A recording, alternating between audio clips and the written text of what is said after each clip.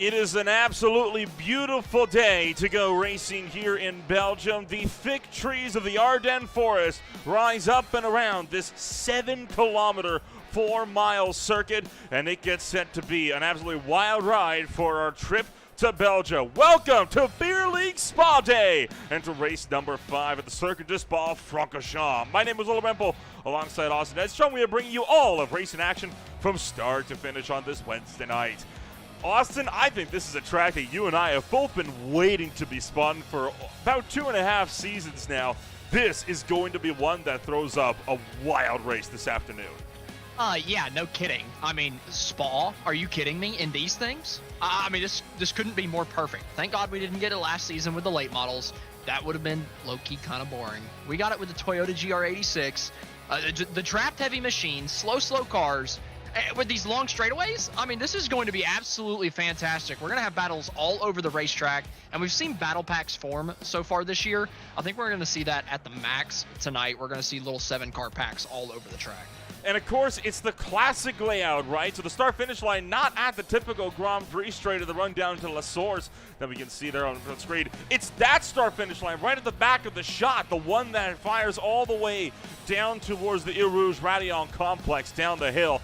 It is going to be a mad scramble up the hill at what used to be the old start-finish track, especially back in the 60s. This race is going to be wild this afternoon. Let's take a quick look, of course, at the point standings. Entering racing action this afternoon, Alexander Klenk leading the way after the exhibition race at the Wild West Motorsports Park just 1 week ago. He sits 4 above Chris Hannigan. Hannigan making a huge jump, +8 in the point standings. John Combs also +7. Right now, the biggest loser out here in the top 10, Austin Tucker and Christopher Bright. Yeah, both those guys going back 4 positions. But talking about Chris Hannigan, holy cow, man. He almost went to the lead from 9th place in one race. I mean, this league is awesome, man. The championship battle is not going to let up until the end of the season. I can tell you that for a fact. The way these cars drive, there's a little bit of randomness to it, and I think it's going to keep the championship battle pumping all the way into the last race. I can almost guarantee you that is exactly what's going to take place. And in the team's championship, not a whole lot of changes. Ice Creamers and Dumpster Fire exchanging blows at the top of the points board. Ice Creamers finally overtaking Dumpster Fire after a beautiful showing at Portugal just a week ago. They now sit 17 points clear, if I'm doing my math right on that one. There's also been a change for 5th and 7th. The Acceleracers jumping up 2, while Party Animals dropping down 2.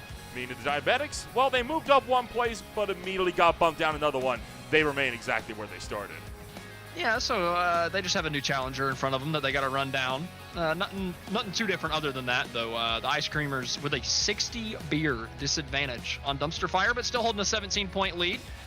They're doing, or they're getting it all done on the racetrack, while a couple of these other guys are getting it down. Or getting it done at home, drinking all the beer. And look at that. We're over 3 kegs of beer in through 4 races. What the hell? It is wild, the amount of consumption that's been had this season. Of course, we don't condone unsafe drinking. Please don't drink and drive, and drink responsibly, first and foremost. But that is going to leave a lot to deal with here for these races here this afternoon. Qualifying is underway. We're already about a quarter of the way through qualifying. Not a single lap has been put down. Not for lack of trying, just because nobody's made it back to the start-finish line yet.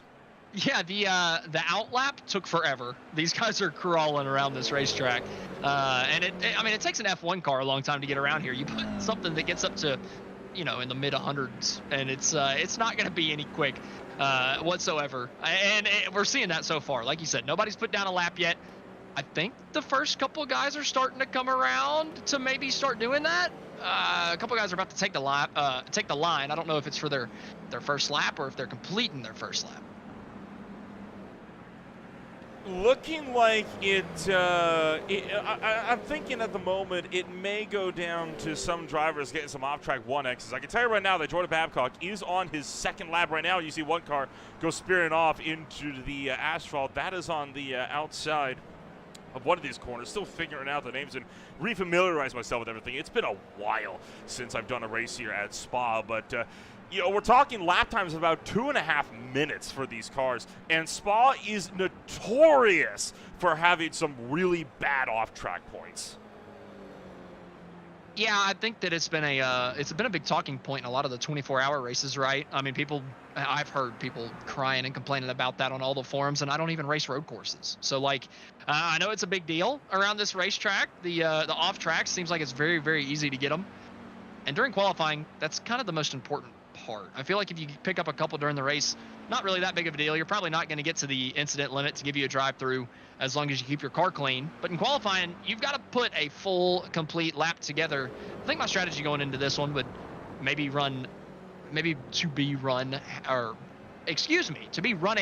my first lap about half a lane off of where I normally would, just keeping my car within the lines, making sure I do it, just put in something so that I at least have a lap time on the board, because it takes 2.5 minutes to get around here, man. If you make that mistake 5 times, you're all of a sudden not able to put in a qualifying lap. You can see right now a good chunk of drivers started to put in some lap times.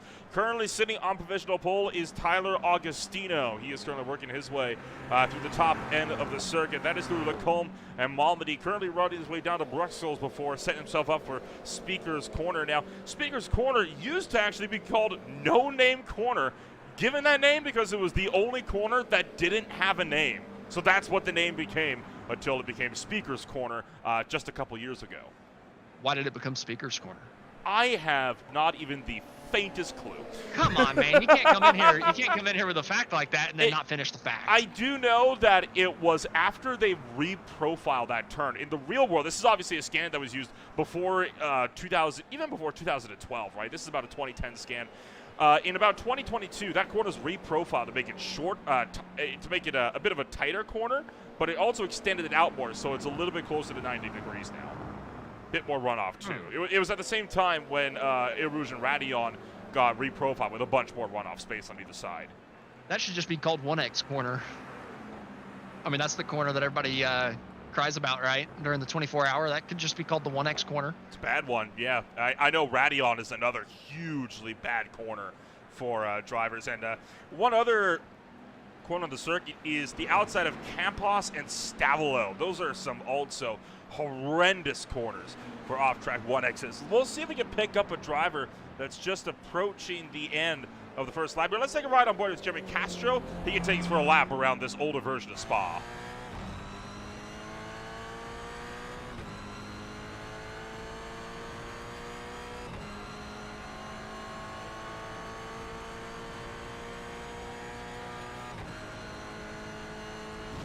Castro going 9th quick for his first lap and looking for better.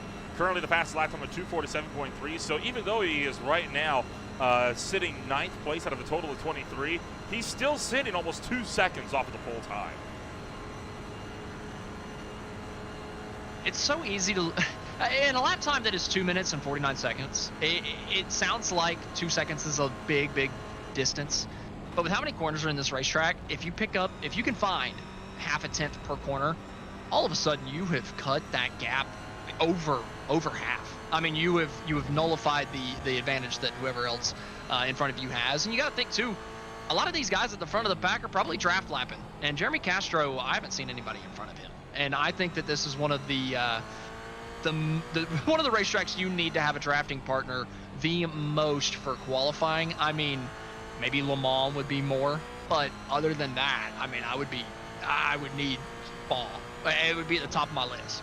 This right here, one of the most difficult corners on the circuit, the double gauche as you swing all the way out to the right and then cut back in for the left, almost flat out through this corner. Missed the FX just a little bit. Right there, that could have been an off-track 1X right there. That is how stringent Spa is about their 1Xs around here. It is insane. And then this is the approach to Campos right here. So watch Campos here. This is the really bad one. Outside of Campos at the run down to Stavolo. Use so much as that right there, again, could be an off-track 1X. Not guaranteed, but it very well could be. It's super fine line as to what you can get away with in that little section. And it stretches like this one here in the run to Blanchimont, and of course down the Keppel straight at the start of the lap. They are agonizing by yourself in a car this slow. So can you not even dip 2 tires off of the curbing? Like, you can't use the AstroTurf? No, you have to. Holy cow, I'm looking at the rules right now, and you cannot use the AstroTurf anywhere. Holy cow. It's insane. It is insane how strict it is around here. And then, of course, diving in for that final chicane, perhaps suitably called chicane. And what is usually turn 1 at La Source becomes the final turn on a near 180-degree hairpin. Holy cow, man. I mean, this is, I was talking about just a couple minutes ago that I didn't think these guys were going to have to worry. Man, Jeremy getting a little loose there. I was talking about how I didn't think that these guys were probably going to touch the 1x limit, but after further consideration, after consulting the rule book, I might have to change my tune on that. Like I said, I think they're going to be in battle packs, so they're going to be drafting on each other a lot. They're going to be tucked up under each other's bumpers, coming into braking zones, so you're not going to be able to see the apex. You're not going to be able to see exactly where you want to exit. So I think people are going to run wide. They're going to run narrow in certain corners, and we're going to see a lot of 1Xs tonight. I think I'm changing my tune on that for sure. Still a lot of drivers trying to put down times. Here's Justin Hall trying to see if he can put his next lap down. He currently has 2 on the boards, about to put down a third. The first 2 are not counted because he went off track on both attempts. So the Ritz car coming across the start finish line, and this time, is it a lap log? It sure is, and it's good enough for 8th. There are 12 drivers that still have not put in a lap time, and we have 8 minutes left. They've only got about 3-4 laps left out on the circuit max. I would say 3 at this point to be able to make those lap times. Maybe if you're on the back half of a lap, you can finish it out. But other than that, these guys don't have much time left. They've made a ton of mistakes already, and they are running out of time. Chris Bright coming across the start-finish line. He could not put down a lap on that last one. He's only got about 2 more chances if he wants to really put a lap time down. Remember, because we have a sprint race and then a feature race, unlike most open qualifying sessions, drivers are not allowed to complete their qualifying laps. Once that clock expires, that's it. Game over. You're stuck with what you got. You will not have that chance to complete your lap time after the time expires, like is traditional on road courses like this. It's, I don't mind that. Obviously, if I was in the car and I was halfway through a lap, I'd feel really hard done. But you go into it knowing the rules. You know it's a thing. The only time that I would really feel pressed about it is if I was coming out of the final corner and was about to set a better lap time and then it ends. That would probably be the only time where you could maybe feel a little bit of frustration. But you come into this knowing the rules. You got to get your laps in whenever you are out on the racetrack. You got 20 whole minutes. Most racetracks, that's not a problem. Obviously, here at Spa, with still 8 drivers yet to put a qualifying lap in, it's proven to be pretty difficult with these 1Xs. Mad run through the chicane there for Alexander Bueller. Missed the apex. That completely compromises attempts. And we talk about drivers making mistakes on putting slick tires on a wet racetrack. Other way around. Wet tires on a dry racetrack. Well, Ben Williams, a driver that's been known to make that mistake, has done it again. He is the only driver this qualifying session running wet weather tires, and we know now from the preseason race with Watkins Glen, that is enough to have a substantial impact on a qualifying lap. Bueller goes up to 22nd. I feel like I need to go let the man know. That's right. I feel bad this is for like, him this because is like the 3rd week in a row this season he's done it now. What, is he still on them right now? Yeah, he's sitting off racetrack, top of Radion. What if he does this in the race? I feel like I need to save the man. Can I go save him? If you want, but typically we're not supposed to interfere. Usually it's fixed for the race. It's just qualifying. He's got a problem with it. What, at this point, you have to wonder if he's doing it on purpose. I don't know if he is. It's still new to everybody, right? And why would you come out here and put multiple laps on those tires? There's no way he's doing this on purpose. Chase Ellis making his first start this afternoon. No time logged on this last one. Meanwhile, Blake Gambrell will go to 27th on the boards. Good run for him. Ryan LeBlanc, see what he can do. He has another one of right now 6 remaining drivers that have not put a time on the boards. We are looking to have about a 45-car grid for the race in action this afternoon. 5 minutes remain in qualifying as LeBlanc takes his way across the line. No time logged. And keep in mind, with lap times being almost 3 minutes, this is his last attempt. He's not going to get another chance after this. There's no time left on the clock. Yeah, he's just starting the lap, so he's gonna. Yeah, you'd be coming probably out of the chicane on the front straightaway, probably on the last lap or on his last lap. So Would be tough for him to get it done. Chase Ellis is in the middle of sector 2 right now, trying to keep the thing on the road. Just put down a lap. If you put down a lap, the field spread is pretty massive. There's 6 seconds between the top and the last guy. So if you just put in a lap where you're keeping it on the racetrack, not doing anything too crazy, I imagine you're gonna put it at least in the top 30. And whenever there's 45, 50 guys out here, that's not too bad. No, not too bad at all. You just got to make sure you can back that up when the time counts. A lot of these drivers, again, starting their final trips and rounds, so are tracking really to see who's going to be the final car across the line. I think reasonably, once we cross that 3-minute mark, we're going to be seeing the cars on track being able to put down those times. Brian LeBlanc, you were talking about him, how this was going to be his last lap. It's over. He has collided with Chris Hannigan. Oh, there you go. So no time law. LeBlanc will be starting the sprint for the back of the field with a huge uphill battle ahead. Chris Bright, a little bit further back, is also not set a lap time. He was right behind LeBlanc whenever him and Hannigan came together. So Bright's not going to be able to put in another lap after this one either. So this is the last one that Chris Bright has an opportunity to try to set a lap time, at least get himself into the top half of the field potentially instead of starting all the way at the back. Gotta feel bad for Brian LeBlanc though. Hannigan was literally just sitting sideways in the middle of the racetrack waiting for people to go by. LeBlanc was running just a little bit too wide of a line and couldn't get the thing rotated down the racetrack in time and just ran flat into him. Kyle Blevins crosses the line to begin his final attempt at putting down a lap. He is able to improve. How about that? Jumps up to 9th place. Great attempt for him. Here comes Tucker and Ronenberg. Both line and stern close together, utilizing the slingshot draft off of one another. Tucker goes 4th quick on the boards. No improvements with the other 2 drivers around. Alex Harrison seeing if he can improve his time, and he's going to drop it off of the final corner. And that's Harrison's qualifying. Done and dusted. Yeah.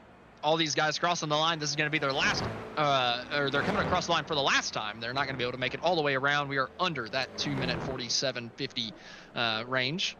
So all these guys are going to be done after this one. Chris Bright's coming out of the final corner. He has not set a lap yet. Let's see, can he do it this time around? Can he get a good run to the line? He just blinked out for me, so I don't know. He's coming to it. Chris Bright. He does. Ooh, nice. Up to 6th place for Chris Bright, letting it go to the last lap, but he made it count. Good show for him. Here comes Jonathan Lane coming across our finish line for his final time. No improvements for the police car. Jordan Babcock working his way through the final corner, seeing what he can do. As meanwhile, Brooks Clayton will go to the 20th spot on the racetrack, just behind Jordan Babcock. I believe that's Jonathan Lefebvre. He's going to pull it off, and they're both going to be pulling it off. That was a near miss, and there is Lefebvre working his way through the chicane. Keaton Crothers is coming down to the last hairpin here. Normally the first corner. LaSource coming around it to set what he hopes to be a little bit better time. Actually, he's slowing off. Looks like it was going to be a bad lap, so Keaton Crothers pulling off. He's going to be starting probably in the 9th place position. Not too many cars left out on the racetrack with a chance to make it to the line. Lefebvre, Barrett Morton, both looking to come across. So is Ryan Verhulst. No improvement so far throughout this field that I'm seeing. So a lot of drivers having themselves down and out. There's Ryan Verhulst, who's been sitting off the racetrack for some time. Oh, Freed botches the final corner. So that'll be an aborted lap for him. And I'm not seeing anybody else right now that's going to be able to put down that final lap. I think we have our field. I don't think Hammonds 45 seconds. Yeah, I don't think Hammonds can get back there in time. I think Justin Hall might be the last guy to be able to cross the line. Jacob Noyes as well. Let's see. He's coming through, or about to come through Blanchemont, entering those couple corners with 30 seconds left. Oh, man, if the start-finish line was on the front straightaway, probably, but since it's all the way down here, I don't think Justin Hall is going to get around. Hammonds with 20 seconds on the clock crosses the Grand Prix start-finish line and dives into LaSource. Only 10 seconds left. He'll be the last car to come across the line. He's going to slide that thing off the final corner, and that will cost him. He will not make it to the line because of that. And with that, qualifying is wrapped on up. We have our grid set for the sprint race, and it is time to see how everything's going to pan on out for that sprint race. 15 minutes of racing action coming on up from Circuit de Spa-Francorchamps.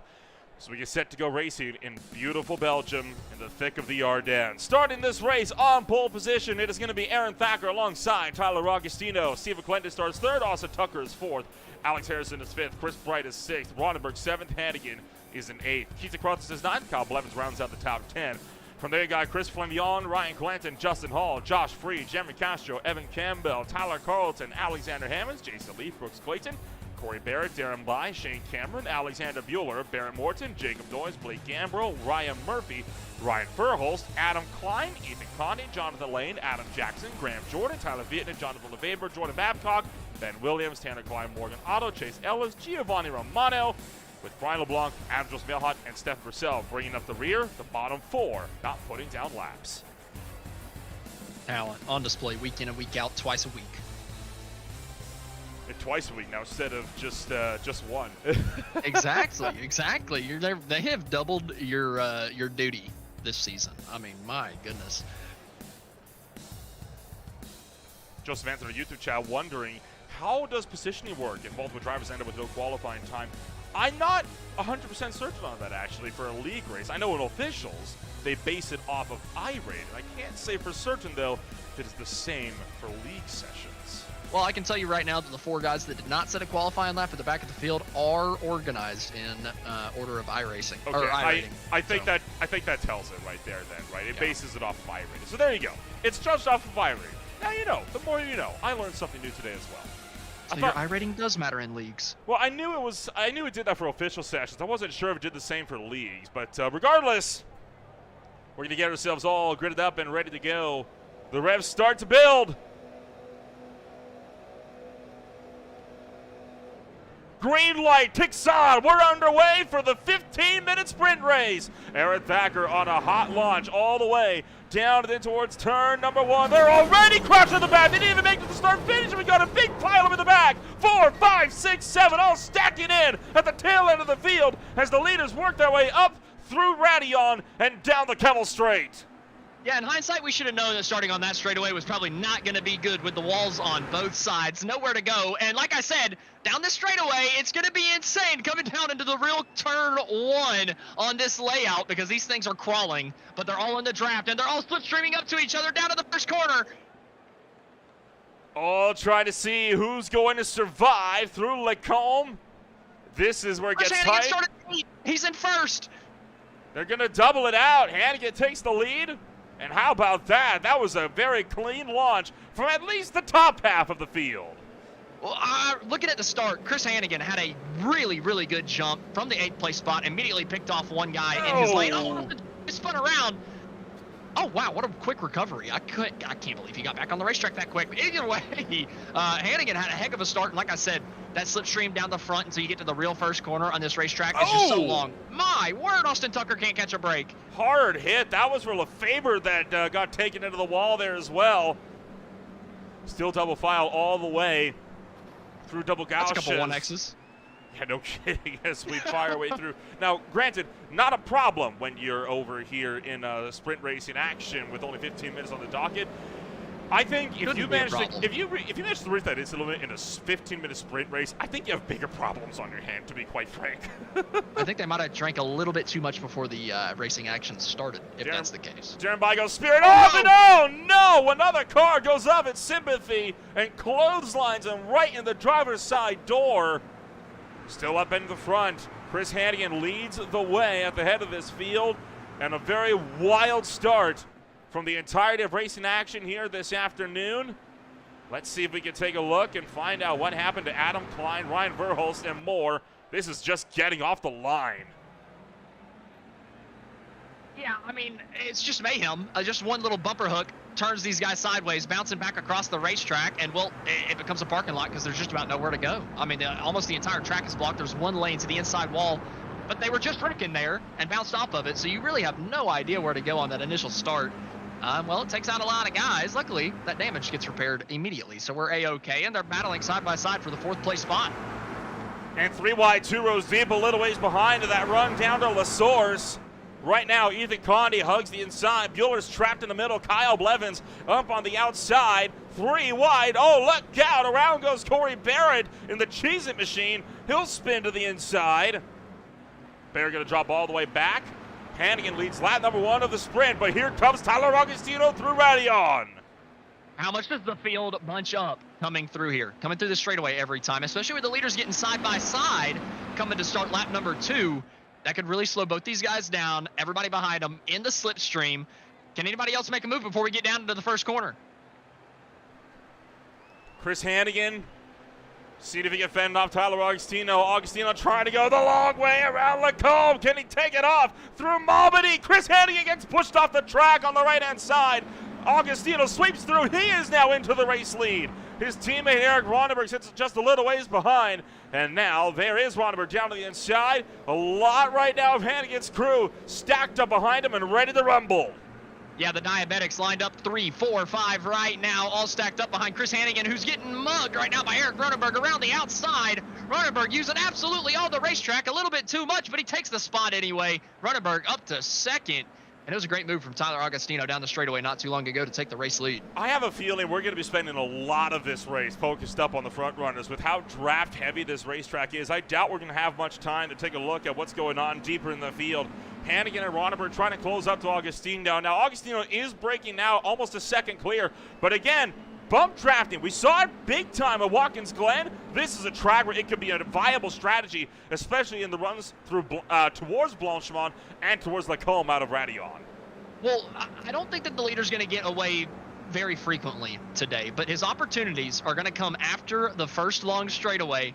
Right after that, all the corners in between that until we get down to the Blanchimont area, right here where we're at right now on the racetrack. Jeremy Castro off the racetrack into the gravel trap, but his opportunity is for second and third to get side by side, hold everybody up, and then through those corners, you were just ripping it and somehow break the draft. He was able to do that just about, a second lead over Hannigan, but he's getting bump drafted, so that lead's going to come down regardless.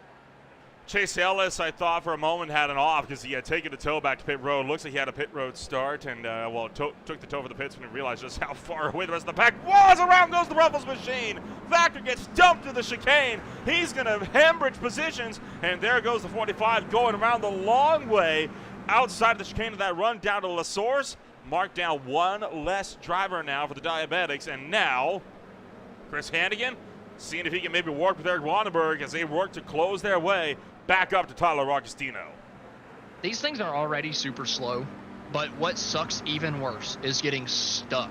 Like, if you spin out like that and you get down to 5, 10, 15 miles an hour, the pickup speed, the acceleration to get you back at racing pace is just non-existent. It does not exist in these things whatsoever. You have to keep your momentum up or you're dead in the water.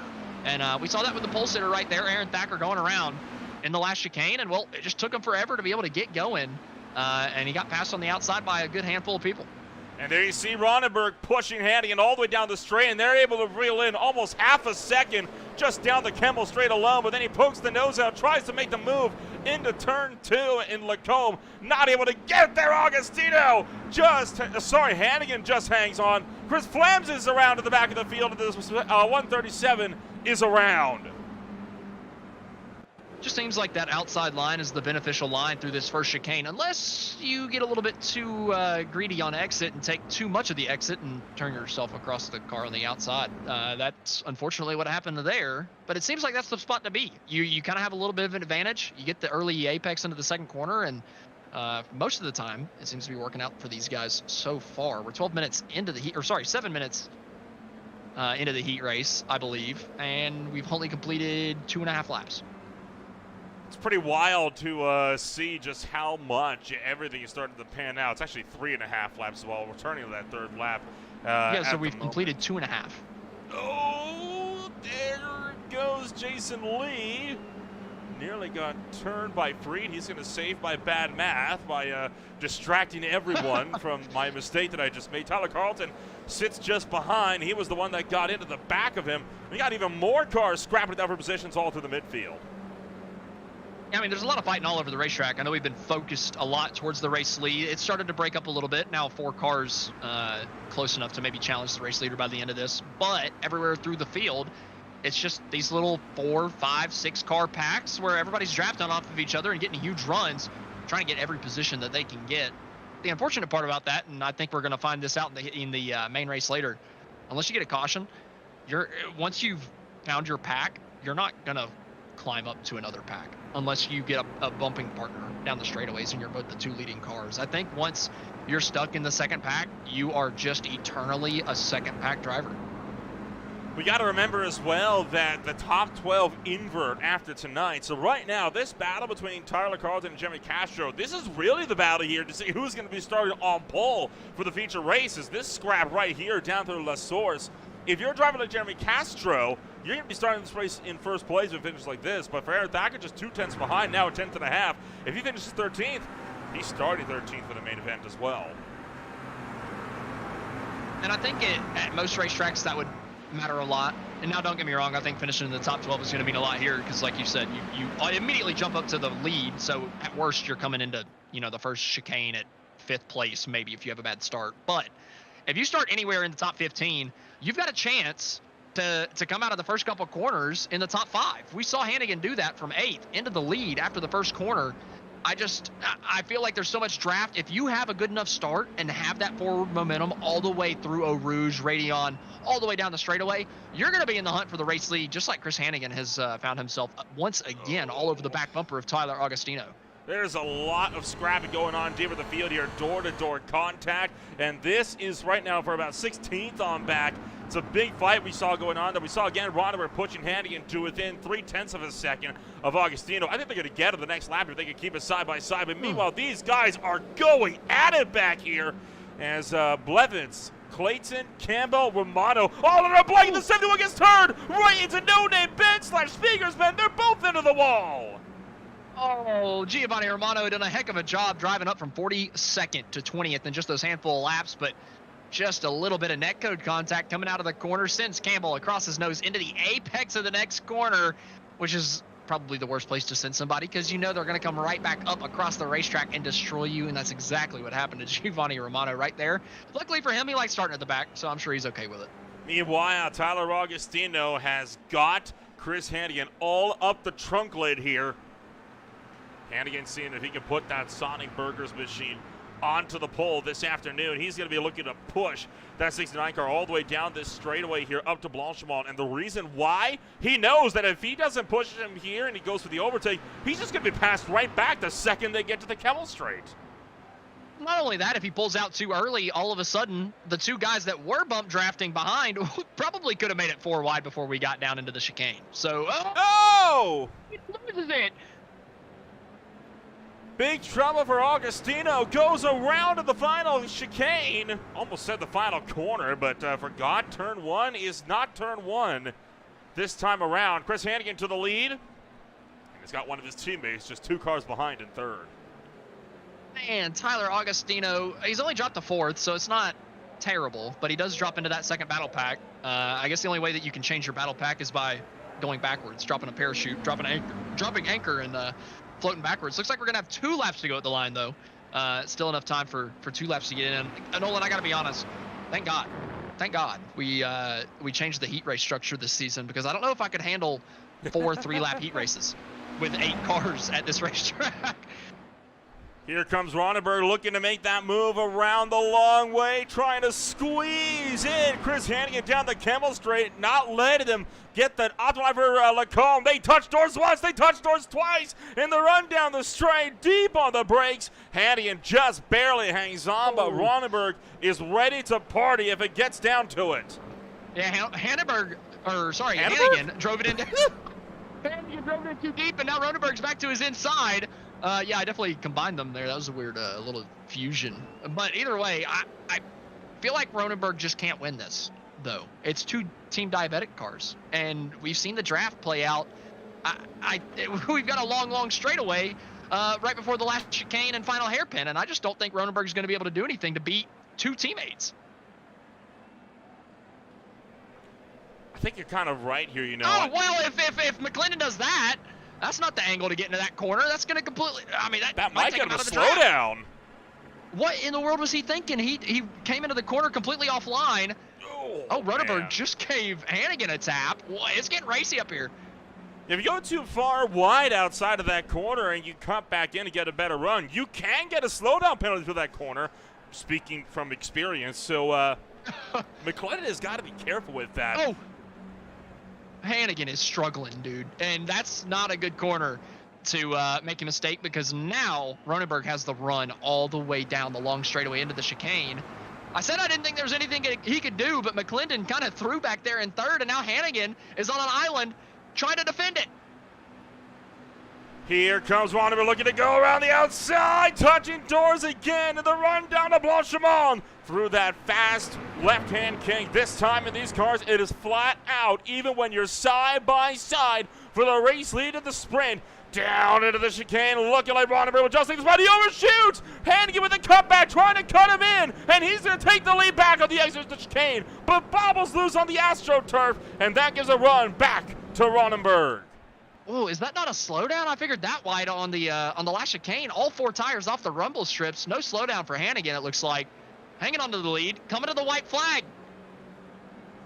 White flag in the air, 1 lap to go. 3 wide for these battles, just a little ways behind. Still going out of here in that mad dash in towards La Source. Brief moment at the back. Kyle Blevins going to the round with Alexander Hammonds. Take a quick look at this one before that massive battle coming on up through Eau Rouge and Radillon. There goes Blevins around, and then Hammonds just nowhere to go. Gets stacked up along with a couple. That's a horrible place to be stopped. And here's the run down the Kemmel Straight. This is the opportunity Ronenberg needs, and he's peeking to the outside. I think this is the preferred line. I think Hannigan should have gone defensive the other way around. Take the outside around the first corner. That's what Ronenberg's doing. He's got the nose. Breaks a little early, though. Files in behind Hannigan. Tries to go for the cutback. That's a little bit different. I haven't seen somebody try that all night. Doesn't pan out, though. Ronenberg still in second. Hannigan, a little sketchy on exit, but it's going to be a little bit better than Eric back there in second. He's going to pull away. Big crash on the back of the field for other drivers inside the top 12. Justin Hall's around. Chris Bright's around. A lot of folks facing the wrong way, deeper in the pack. The battle for the lead is on. Let's take a quick look back. This is what happened to Mailhot and more coming down through La Source. Oh, just completely missing the corner. Does he get absolutely obliterated? Nope. This is what happened further up the hill. Huge crash. This is all for spots that were inside the top 12, remember. Yep. And these spots matter because they get flipped to the lead. Hannigan still leading this race on the final lap of the sprint into the second half of the lap. Ronenberg realistically has 2 more chances to go for this move. 1 on the exit of Blanchimont in towards the hairpin, and 1 more down into La Source. Yeah, he's really just got to, focus exit out of this corner and just hope. This isn't too much of a corner to actually have to worry about, but, if you can get just a little bit of momentum before you even get the draft, then once you really, really get to the top speed, you're going to be sucking up to him. We're seeing that from Ronenberg right now, all over the back bumper. When does he pull out? Where does he pull out? He's doing it quick to the inside. It'll be the outside around the chicane, but can he do something about it? Can he clear before they get there? Still side by side through Blanchimont and down into the chicane. Chris Hannigan trying to hang on. Last time Ronenberg overshot, trying to outbreak the far again. This time does not make the same mistake. Turns him in. Oh, Hannigan gets turned for the lead. McClendon sweeps through. McClendon picks up the sprint race lead.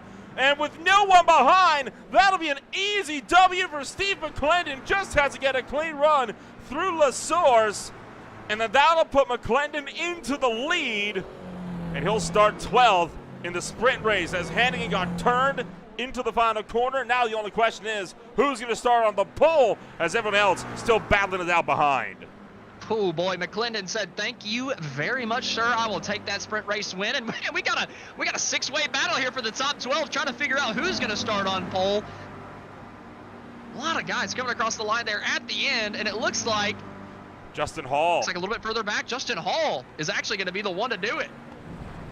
Beautiful drive for Justin Hall. Here's the beer league party, top of the hill. Over goes the 25 and more. It is a beer league party up at the top of the hill. I don't think this is the typical activity you see at spa days, but what do I know? I've never been to one.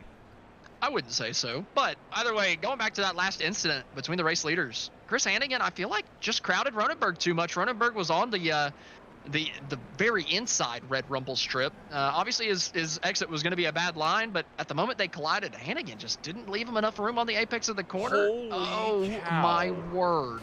Holy I don't know if I've seen that much centripetal force in my life. Holy crap, that thing was spinning. I know a few times. One of those was at the Daytona Oval last year. Remember, I think it was Brooks Clayton that went tumbling over and over through the infield grass of the Tri-Oval on a restart. And another one for Mac Verstappen at Bathurst. Both of those in season number 5. That's a good shout. Oh, also the preseason race at Watkins Glen with that huge pile at the top of the hill. Oh, that one was one of my favorites. I can't believe I let that one, that one slip my memory. Still waiting for some drivers to come across the line, namely Tyler Vietnam and Morgan Otto. Really goes to show how it's a super long racetrack. We've had all of this happen, and we still don't have everyone across the line in the sprint race. But still, a beautiful drive overall from everybody in this field for that 15-minute sprint. There is still, of course, the 1-hour main event that'll be coming on up just after this. And I want to point out, the sprint race, 15 minutes in length. We're hitting minute 19 in this session, really showing just how long it is. But finally, we have everybody across the line. So let's take a rundown then of right now how your field looks like as we get set things up for the feature race here this afternoon. Starting at, winning the sprint race. First off, it's going to be Stephen Glendon with Chris Hannigan second, Ronenberg third, Crothers, Lee Augustino round out the top 6. Carlton, Thacker, Castro, Clancy, Morton, and Hall bring up the top 12. Justin Hall starts this race from pole. 13th was Brooks Clayton with Alexander Buehler in 14th. Austin Tucker 15th. Alexander Hammonds in 16th. Shane Cameron 17th. Brian LeBlanc 18th. Chris Flams in 19th. And Adam Jackson rounds out the top 20. 21st, it's Alex Harrison with Chris Bright 22nd. Kyle Blevins 23rd. Ben Williams, Ryan Murphy, Ethan Connie, Jonathan Lane, Jonathan LeFevre, Darren Bai, and Jacob Noyes bring home the top 30. Adam Klein finished in 31st with Jordan Babcock, Tanner Klein, Ryan Verhulst, and Evan Campbell rounding out the top 35 with Adam Mailhot, Stefan Purcell, Blake Gambrill, Josh Freed, and Tyler Vietnam rounding out the top 40. And that just leaves Morgan Otto with the last car in the lead lap. Chase Ellis was one down. Graham Jordan, Giovanni Romano, and Corey Barrett all also finishing the sprint race laps down. So 45 cars away, 45 cars set for main event action. When we return, it's another hour from the Ardennes in just a moment.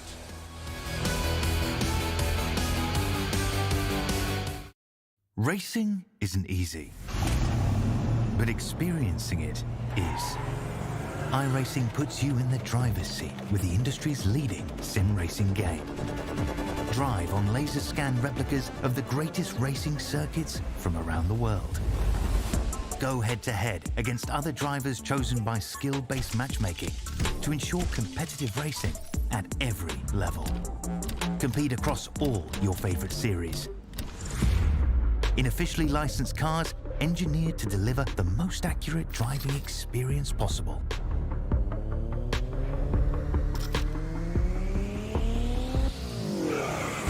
Join a race or host your own with players from across the globe.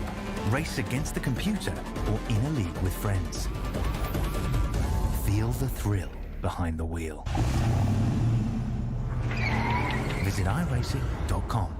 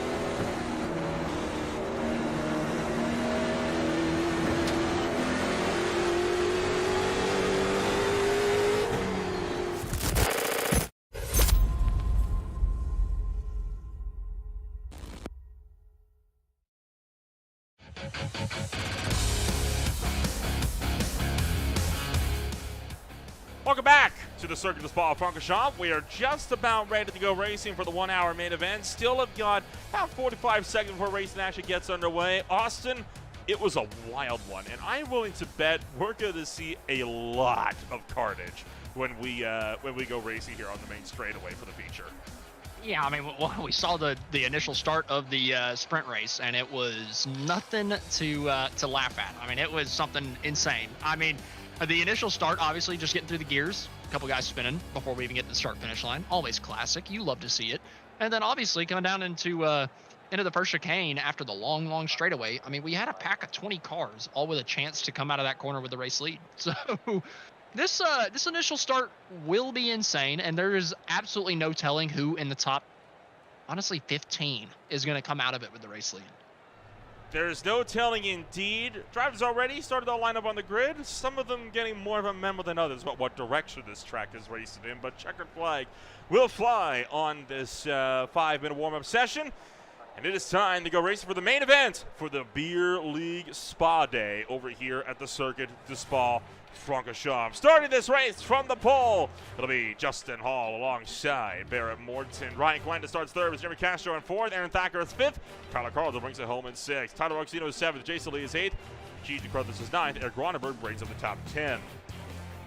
From there, it is Chris Hannigan, Steve McClendon, Brooks Clayton, Alexander Bueller, Austin Tucker, Alexander Hammonds, Shane Cameron, Brian LeBlanc, Chris Flambion, Adam Jackson, Alex Harrison, Chris Bright, Kyle Blevins, Ben Williams, Ryan Murphy, Ethan Conley, Jonathan Lane, Jonathan Lefebvre, Darren Bai, Jacob Noyes, Adam Klein, Jordan Babcock, Tanner Klein, Ryan Verhulst, Devin Campbell, Adam Joseph Milhot, Stephen Purcell, Blake Gambrell, Josh Freed, Tyler Vian, Morgan Otto, Chase Ellis, with Graham Jordan, Giovanni Romano, and Corey Barrett bringing up the rear.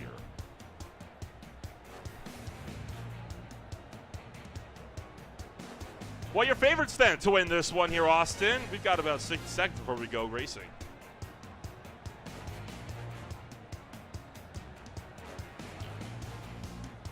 And we may have just lost Austin Edstrom. Oh dear. Well, it'll be a solo call then, it looks like, for the first minutes of this race.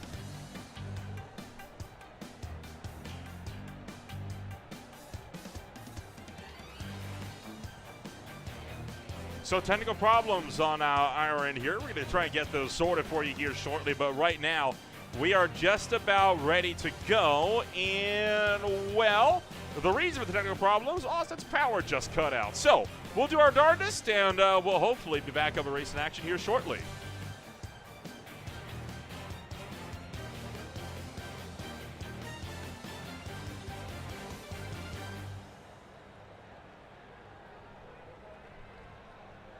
Grid is, for the most part, set. Right now, Graham Jordan, the low man out. Do we have Austin back? We do not. Okay.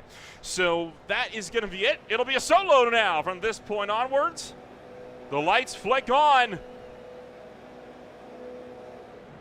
And it's go, go, go from the Beer League Spot A. Justin Hall looking to get away strong. The rest of the field in hot pursuit, just a little ways behind. It is now a mad scramble all the way up the hill as drivers try to see who will survive through Eau Rouge and up through Radion. So far, so good. We make it off the start-finish stretch clean at least. And now Barrett Morton trying to see what he can do. Cars fanning out deeper in the background. All the way down the Kemmel Straight. There you see 45 cars all line astern and all doing their darndest, try to see who will come out on top of that mad scramble down to Lacombe. Hard on the brakes. Ryan Clanton going to send that one in towards the third corner of the racetrack. Double file all the way through this racetrack. Bit of 3 wide towards the back end, but still clean and green. Shockingly, no drivers really going around just yet. One goes into the grass at the tail end of the field, but other than that, we are through the first couple quarters clean. How about that? And it is now a mad dash coming all the way down towards No Name Bend.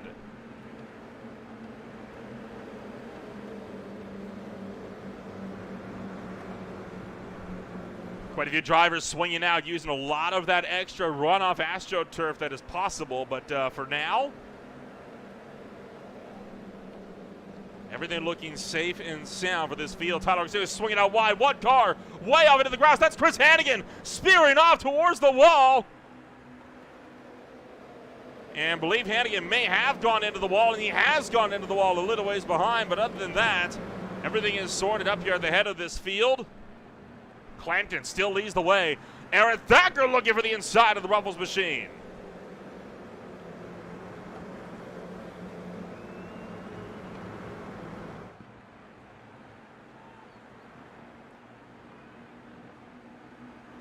Thacker takes away the lead of this race. Now in the run to Blanchimont. 3-car drafting tandem all the way down the straight. Bear Morton gonna stay with Clanton as Clanton tries to make that move around Thacker. Then bails out, tries to go for glory himself. 3 wide for the lead of Blanchimont. Oh, look out! Hard into the wall for the 816. Thacker goes around big time into the right side wall.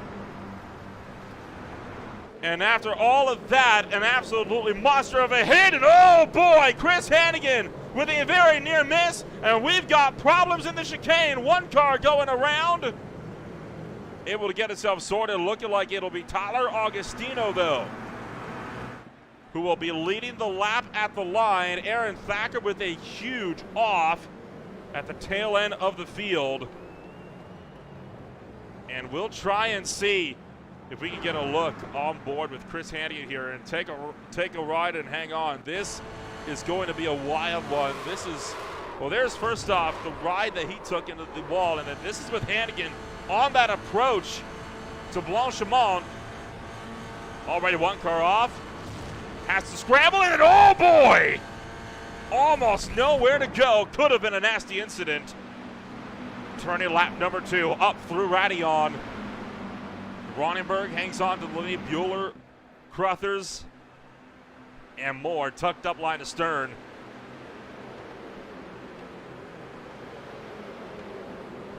Diving in deep in towards Lacombe. Still not a lot of problems that we have managed to avoid the early portions here of this race that we, well, the early carnages of this race that we saw in the sprint. No major pileups, only 1 or 2 car incidents. Although a bit of 3 wide with the slow and Ethan Conde not going to help matters. Oh, we got some cars going around with the Triscuits machine. Going hard into the wall. That's the 0-2 of Murphy. Got drilled in the driver's side door. So a hard hit for Ryan Murphy as he got turned. And that is the head-on look into the wall, and I believe that was Lefebvre that drills him. Oh boy, and a lot more battles going on. This is 21st on back, primarily 22nd on back. Giovanni Romano, Ben Williams going at it. Just outside of the top 20 right now.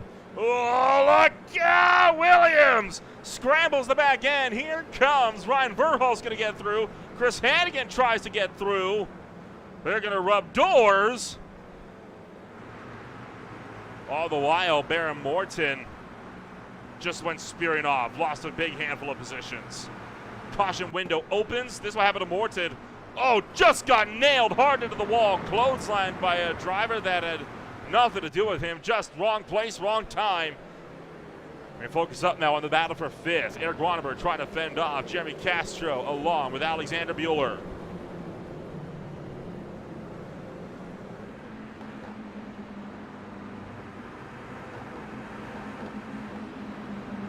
Head of the field, Tyler Augustino continuing to lead the way. No issues so far for the Oreos machine. Justin Hall and Ryan Clanton run 2nd and 3rd. They have broken away by a good bit from the rest of the field because they've been working together to try to build a buffer zone over 4th on back.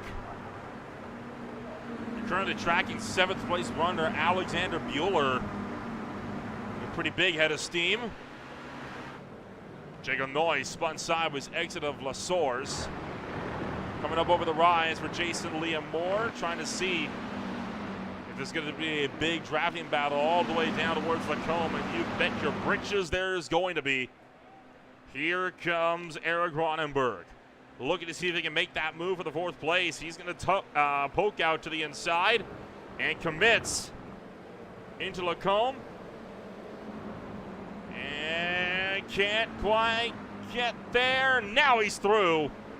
Austin Tucker drops to fourth. This is what happened to Jacob Noyes. That sees him now tumbling towards the rear of the field. Bit of a concertina, but eventually just lost it by himself.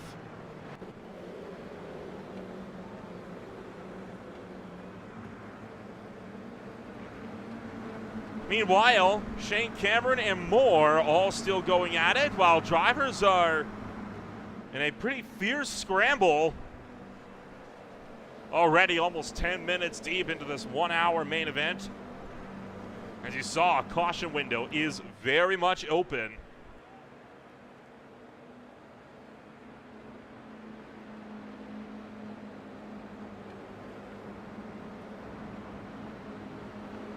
Fuel window getting set to come into the night. You are looking at a one-stopper guaranteed. No two-stop strategy is going to be taking hold of this field this afternoon. So make a stop around halfway. That should be good enough to get you to the end. What was a 3-car breakaway becomes a 2-car breakaway. Augustino and Justin Hall link up and push each other all the way down the straight. Through Blanchimont, no move still for that race lead. Adam Joseph Mailhawk going off track in a big way, top of the hill. Gets tagged by Blake Gambrill and just loops it by himself. And just seconds ago, Ethan Conti and Tanner Klein going up track after coming together, coming down the hill. Big off for Conti. Backs it into the fence, and it looks like Tanner Klein pulled over to give him the spot back. So good sportsmanship being shown as drivers are looking to address mistakes if they know they're in the wrong. I can really much respect that, and that's how a lot of this field works when it comes to their penalty assignments. It's a very casual league, so typically the way it works is if you know you're the one at fault, if you give the spot back, no problem. It becomes no harm, no foul. You're good to go. It's been redressed, but you drop it, move on. So that's why a lot of drivers have a lot of incentive to just give a spot back if they do get into drivers. Side by side through Rouge and Radion up the hill with Shane Cameron, Kyle Blevins, and Chris Bryden. Now a side-by-side battle for the lead. Justin Hall's going for it. Ryan Clanton started to close in. Augustino tucks in line for second. Justin Hall takes the lead. Couple cars going around to the back of the field. Chase Ellis and Tyler Carlton, the first two here. As Ellis took too much curb, spun it out with Carlton. Unfortunate for him. And then here's Ryan Verhulst. This is up through Rouge. Oh, contact! Spins off. Does it keep it off the wall? He does not. He backs it into the top of Radion.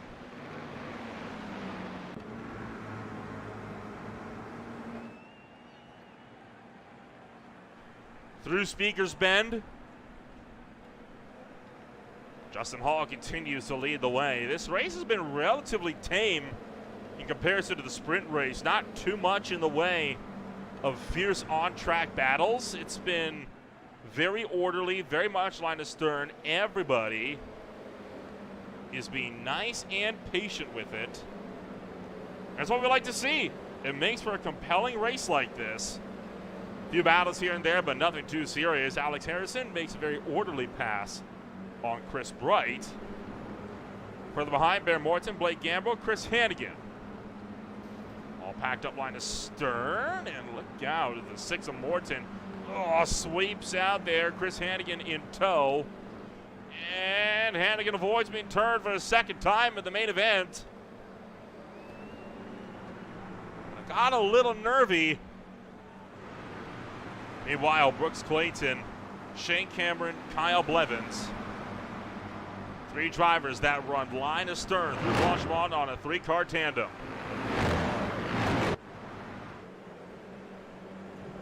Looking to go side by side down to the hairpin. Harrison looking for 3 wide, sends it up the middle, and Harrison sends it in. And how about that? Harrison goes 3 spots in 1 corner, bullies out Brooks Clayton to the right-hand side. What a move for Harrison, establishing dominance over here in this little battle pack. Tries to pick up 12. He might get it here through La Source, we'll see. And he's not. He's going to drop back. But what a move. What an effort. You want to talk about... That was beautifully executed from Alex Harrison. He'll hang on to the run up through El Rouge and Radion. Oh, no, he won't. Look out. Spinning out the back end. Loops it. Hard hit into the wall. Rebounding back into traffic. The 248 with hard damage. And we got more problems up the road. Right in the middle of the Kemmel Straight, Chris Flams goes around. Big hits at the top of the hill for a couple. And Flam still slow, and he's going to have to let by a few. Brooks Clayton is off the racetrack. We'll take a look at what happened here. This is, oh, right there. The one that is having a damage.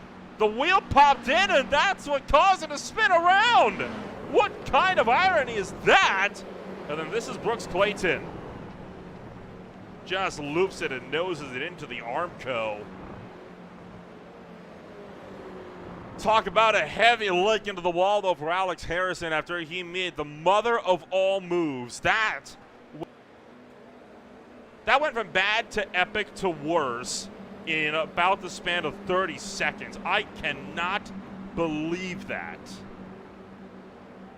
That was almost incredible.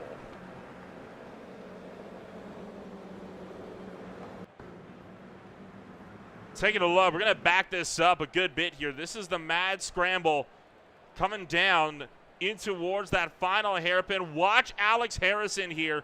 He's going to see an opportunity, and he is going to take it.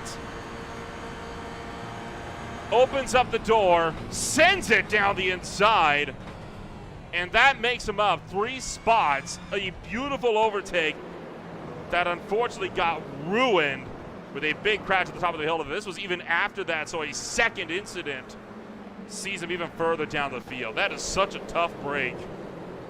Oh boy, now Alexander Bueller stepping out of the back end in a big battle with Hammonds, Castro, Liam Moore. Alexander Hammonds looking for the inside. Double file, 2 rows deep.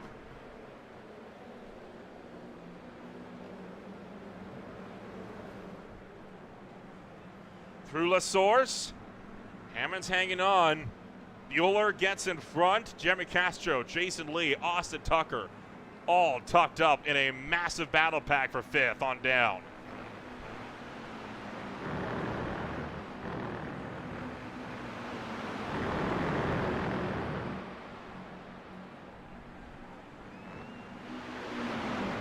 Running down the back straightaway now. Hammonds, Bueller, Castro, and Moore all tucked up, line astern.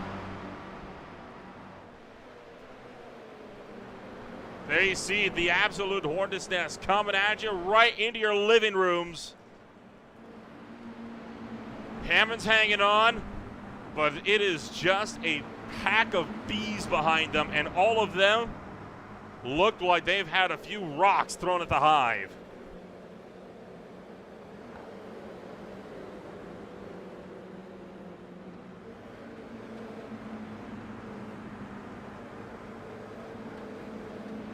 Well, you want to talk action, that is action for you right there.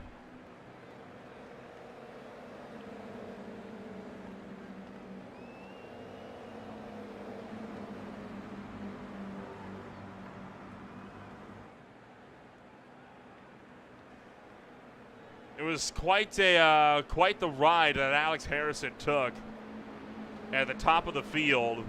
This is another look on that huge crash that Alex Harrison had just a few moments ago. And there was another car that went heavily into the wall behind that absolutely clocked him.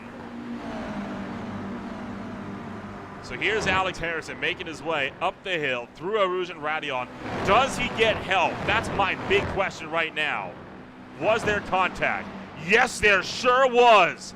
Spin the 751 around, and golly, that is a heavy hit for the 248. Kyle Blevins is the one that went into the wall with him. Battles on for the lead. Justin Hall going at it with Ryan Clanton. Clanton's going to take the lead back. Clanton with a big move coming into the final chicane. Take a look. Just look for the outside and said, see you later. But as he thinks he's secure, Justin Hall wanted to prove that he isn't. Looking to go over-under through La Source and get a good run to tackle him out of Eau Rouge and before Lacombe.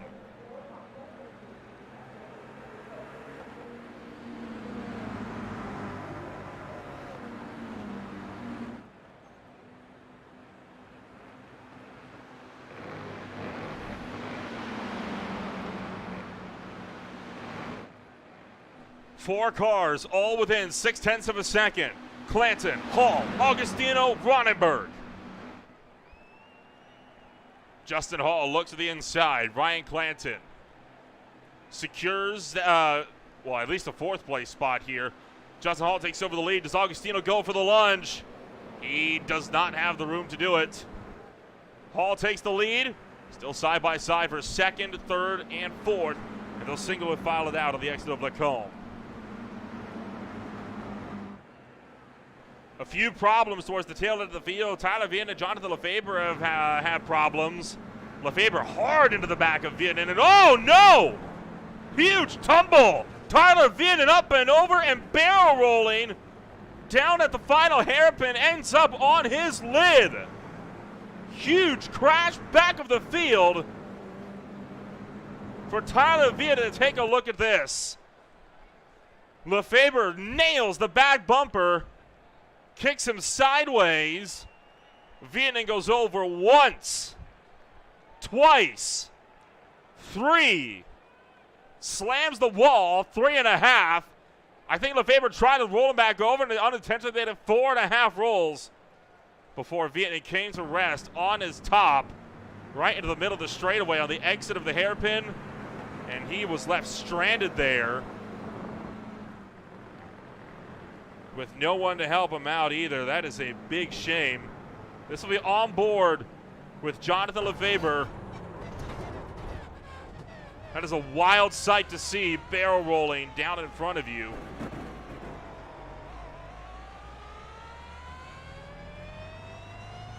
Very wild tumble, and then when all that was going on, Tyler Carlson at this problem, the same corner seconds later, just kicked up the curb, went around. Here goes Morgan Otto spinning around. And in fact, Otto decided to give, try to give the 43 a helping hand, and it didn't work. Tyler Carlton finally tipped. Oh, he continued to roll. And finally, Vietnam got that car flipped over. The yellow flag is out. First round of yellow of the night. Justin Hall picks up the lead of the race.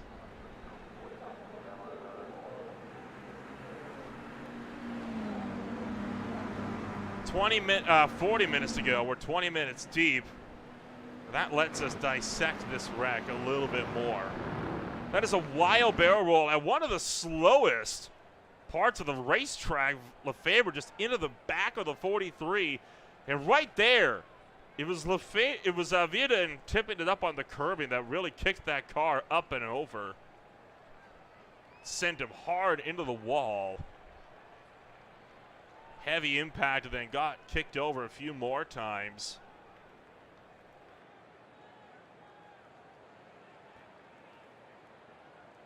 One more time, slowing it way down. Watch this right here as that car going to come on in and just hops the sausage curbs, and right there the right side's caught it, and that tips that car up and over, and he goes for a wild tumble at the south end of the racetrack. Undercarriage slams into the tire barrels, or tire barriers. That's what really kicked him over. And then there's a whole bunch of other mayhem that went down. We'll keep on this camera. Watch in the background here. Watch for Tyler Carlton. He's going to come in stage left, top left of your screen. Still waiting, still waiting. There he is. Stephen Clinton is just behind. And Carlton just caught the curb and spun around himself. And then Carlton decided to give him some assistance. First, Morganato tried to help him out. Morganato came around through the corner and right here aims for him. Ended up only pushing him through, and then Carlton finally finished the job. Kicked that car back up and over and tumbled him back over onto all fours. So finally got the car righted. It only took a few attempts, but hey, he's back in the race now. And because of this caution, he's been right back with the field. This is on board. Golly, that is a ride. And a very wild ride at that. So yellow flag is out for the first time this afternoon. And a very wild tumble for Tyler Vienen just before. When we return, we'll be back with the Beer League Spa Day from the Circuit de Spa-Francorchamps.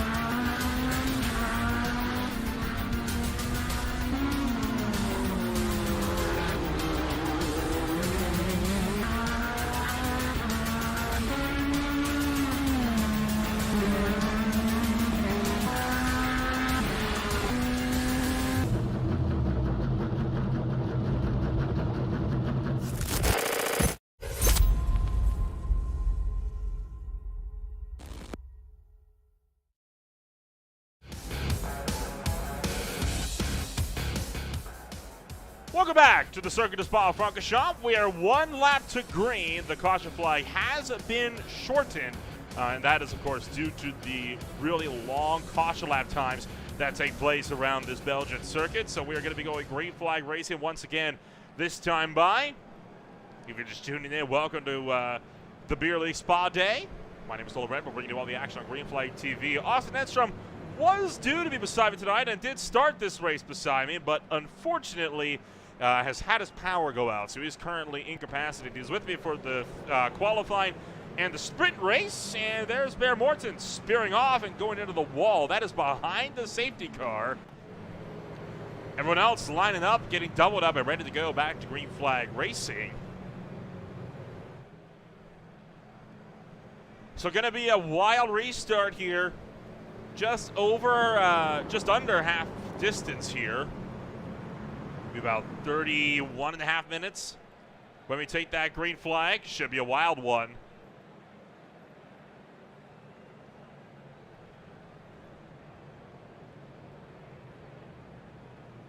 Feel getting doubled up here for this restart. As we are ready to go back racing, I don't recall if they did this before. I distinctly remember them not doing that ever on a green flag restart. So I'm going to kind of be having to take a look, but I do not recall them ever going too wide to go back to green, and they have not. This is a Beer League first, going too wide on a restart. Oh boy. We're going to get ready to rumble here as the pace car pulls down and into pit road. Green flag is out. Double file restart at the Circuit de Spa-Francorchamps. Bueller pulling out in front. Here comes everyone else fanning out behind that Matt Scramble. Oh, look out! McClendon hard into the wall to the top of Radion. He'll drop back. Single car incident. Looking like lost that one by himself. Here comes Brooks Clayton pulling out to the left-hand side, having to go the long way around, coming down the back straightaway and in towards Lacombe for the battle for the lead. Clayton going to take it away. Bueller seeing if he can't battle back, unable to make the move. Out of Malmedy. Still double file all the way through this field and down the hill.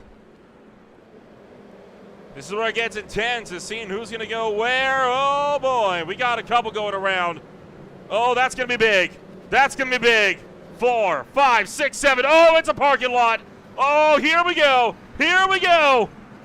Multiple going around. Hannigan almost on his side. They're still crashing all the way down. And in the words of one of our YouTube viewers, it's a massacre. Entering no-name bend.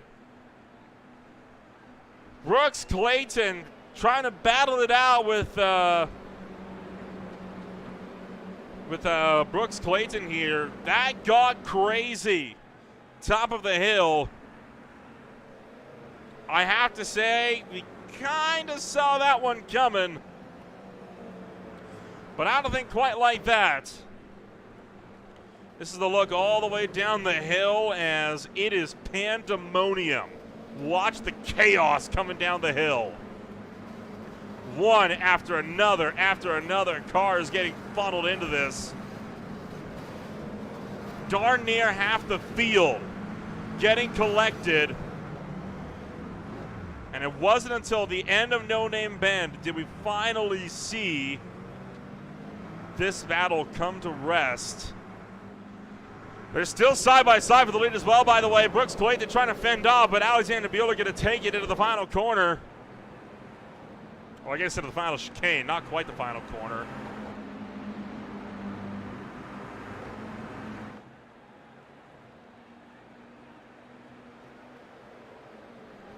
Tyler Augustino trying to see if he can hang on against Bueller.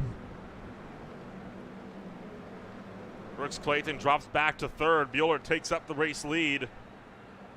And that absolute tidal wave of cars has just thinned out the herd by an absolutely monstrous amount. Your race leaders all up and over the top of the hill.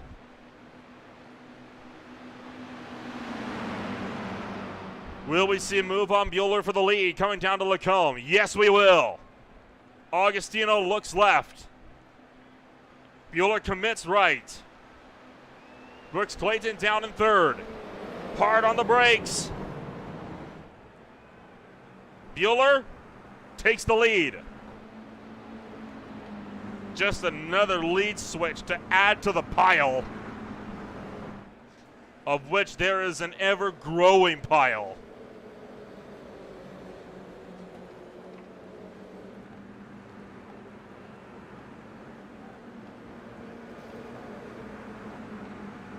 "27.5 minutes to go. We are into the second half of this race, and still with about 12 minutes to see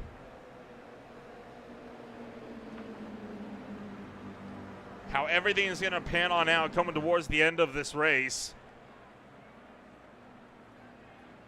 Here comes Bueller. Does he look for the race lead? No, he doesn't. He plays it smart. Knows it's not his battle. Chase Ellis off the road in the background.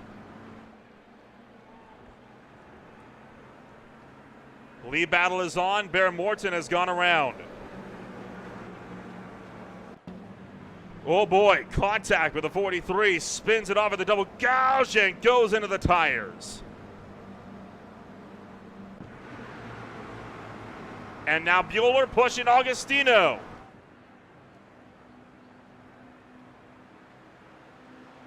Trying to see what he can do.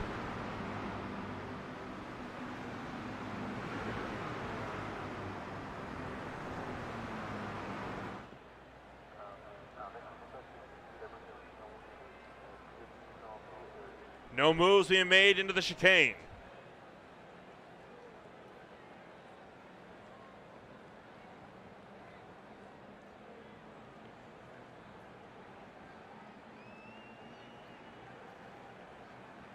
Couple cars going around, tail end of the field. Ben Williams in particular having a problem. So did Darren Bye, and that fans out your second pack. Jacob Noyes goes around to the tail end, and Brooks Clayton's in the pit road. Now, Brooks Clayton, we didn't talk about it much coming to the restart, but there were a couple cars that did not pit under that safety car. One of those was Brooks Clayton. Ben Williams is among that number. So is Alexander Bueller and Stephen Clendon. They all have yet to come down to pit road. Everyone else came in for pit stops under that yellow flag. So for most of this field, they're already able to make it to the end.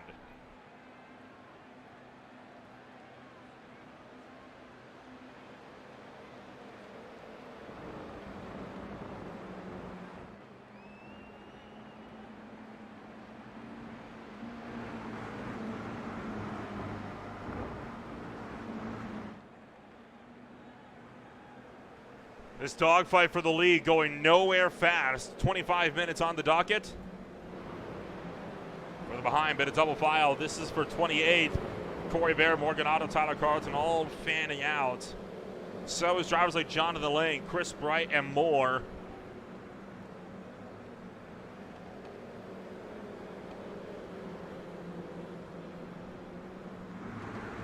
Like we said, that huge crash right on the restart coming out of such a crucial corner like Bruxelles has really been what has shot a lot of this field to the foot, with the inability now to catch the leaders. Ben Williams and Keaton Crothers going to go side by side. Crothers hangs that one around the long way. Ben Williams cuts it in. And the all-natural man, Jerry's Machine, steps the back end down and nearly goes around. Aaron Thacker sits just behind. Remember, Williams hasn't pitted yet. So how much is that Ruffles machine going to want to make a run for this spot?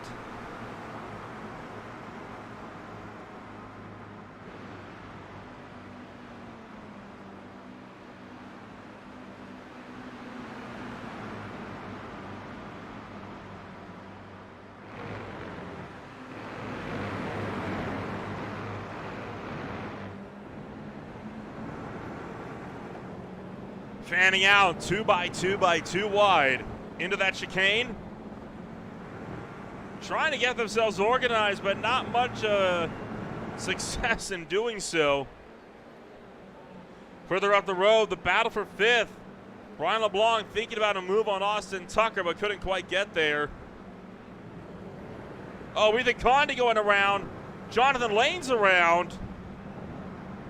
Alexander Bueller takes it to pit road for his mandatory pit stop.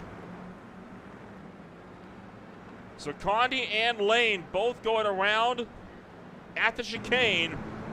You see Lane right behind Condi.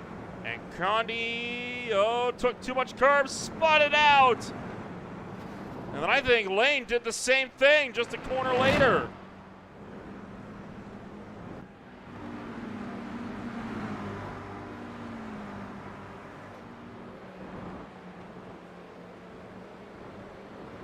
Only a 3-car scrap now that Bueller is pulled off to the pits. Tucker, LeBlanc, and Moore packed up line astern, and oh no, big crash. Keaton Crothers with a huge hit at the tail end. That car jumping around like it's on a pogo stick, trying to spin it around. Ryan Verhulst is around. So a couple cars having issues. This is Crothers, lost it by himself. Bad plays the racetrack, and he's going to get nailed by Verhulst, who then ended up looping it after tagging another car, and Ronenberg was lucky not to get a miss.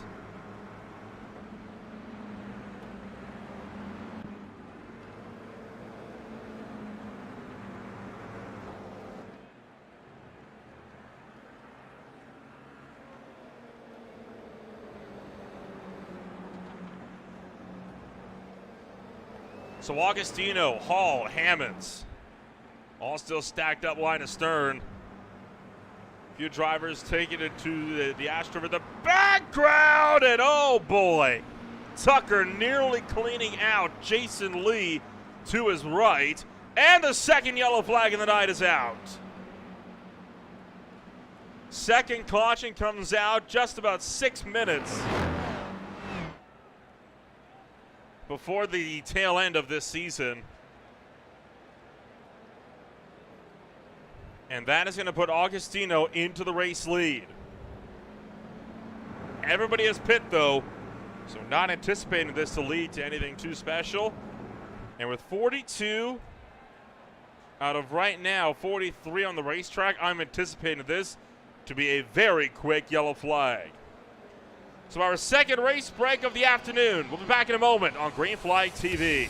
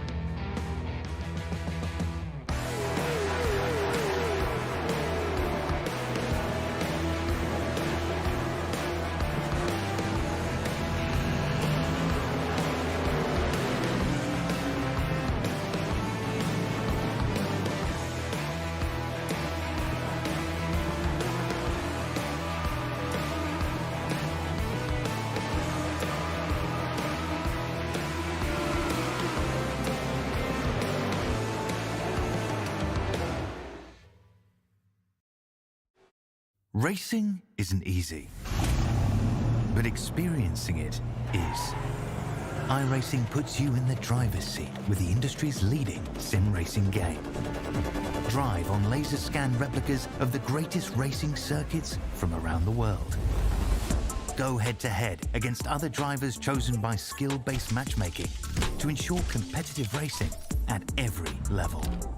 Compete across all your favorite series in officially licensed cars engineered to deliver the most accurate driving experience possible.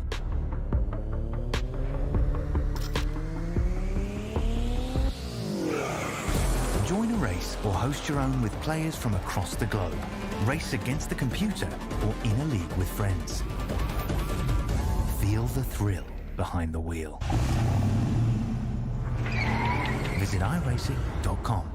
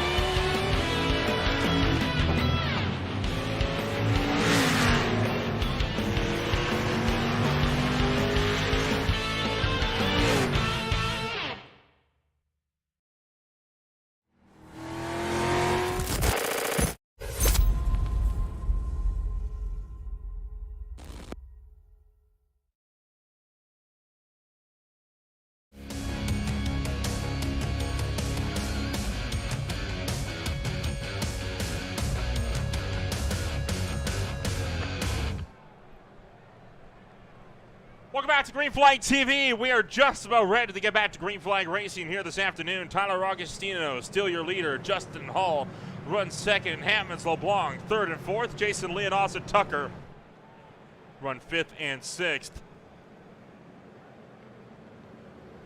When we return, it is going to be a pretty wild ride here this afternoon. Under a quarter of this race to go, and anticipating this to be less than 5 laps of racing action with how long the laps are at this facility.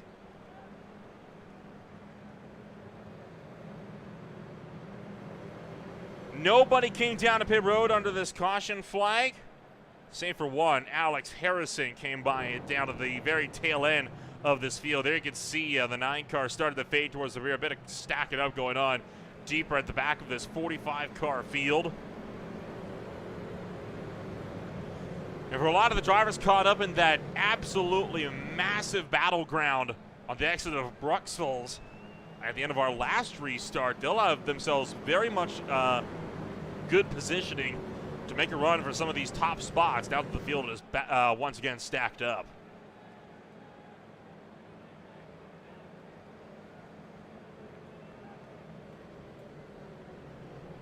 To the last chicane and then 1 corner to go before we'll get this race back underway. The iRacing safety car getting set to make that sharp right-hand turn down to the pits. And Jonathan Lefebvre just been given a drive-through for hitting that incident limit. That is unfortunate. That is happening while under the caution period. So likely went off the track or rear-ended somebody here.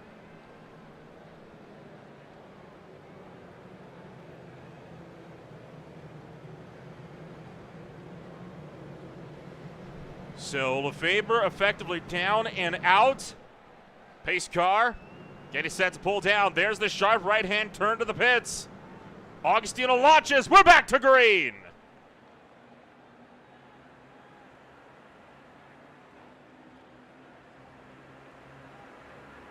Coming up through Eau Rouge towards the top of Radillon. No problems yet off the hitch, but there's still a lot of chances for some things to go wrong. 11 minutes on the docket. Hammonds closing in with that draft at Augustino. Oh, it's a melee at the back. Oh boy, we got cars going around. The Trisket machine around. They're still stacking it up. The 9 of Clayton goes around and nails Alex Harrison along with the 66. And Harrison back hard into the wall. Major crash on the Kemmel straight, but Augustino keeps it straight and true. Remember, no more safety cars. There's up to 2 randomly generated yellow flags. Whatever happens now happens.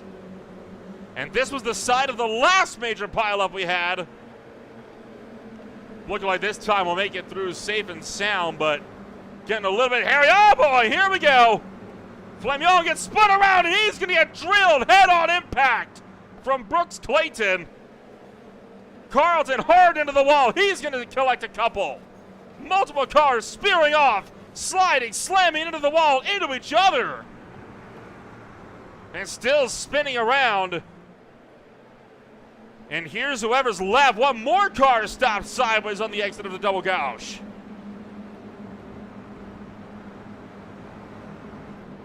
Oh, and around goes Klein now. Adam Klein spins it out. Steve McClendon is caught up. All the while, Augustino heads the way at the top of the field.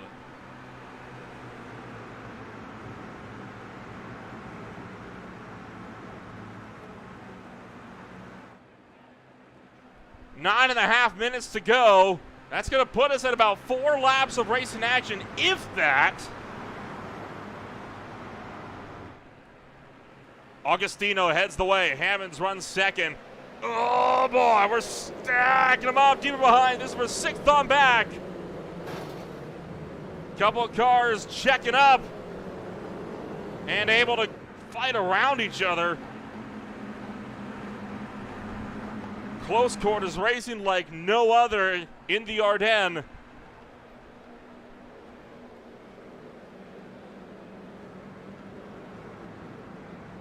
Augustino leads our first lap back to green. But Hammonds is hot on his heels.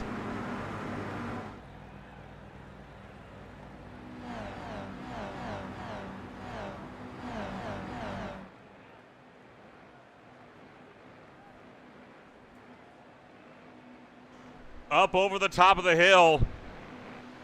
And still cruising for the 69 to the 26. Hammonds pulls over to the left.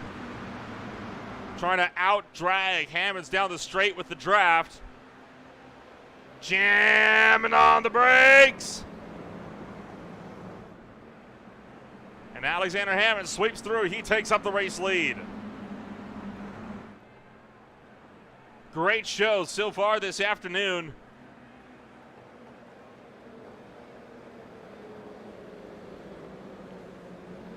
Further behind, Ryan Clanton and Eric Ronenberg.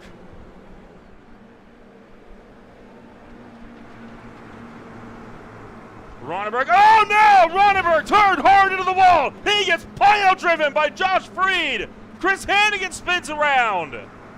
Huge crash coming through Speaker's Bend. The 017 is off and now trapped, stranded against the left side wall.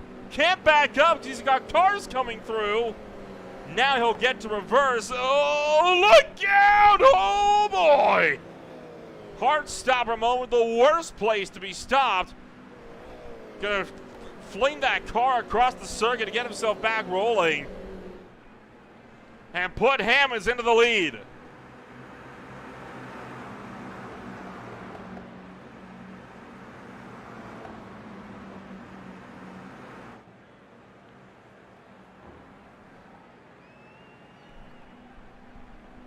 Here comes Tyler Augustino, now bump drafted with that 26 down the straightaway. Backs off a little bit just before Blanchimont. Morgan Otto giving a drive through for striking the incident limit. And here's the look. Trying to dive it in deep and towards the final chicane. Unable to get there. But has an absolutely huge run down the back stretch and back towards La Source. Expect a move to be made down the Kemmel straight towards Lacombe.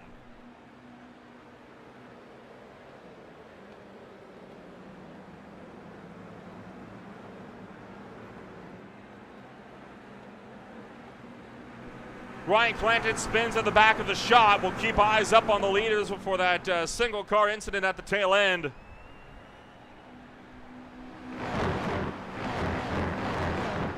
Only an estimated 2 or 3 laps to go. Depending on how much time's left when they take the start-finish line next time by. Here goes Augustino. Looking to make that drive down the backstretch.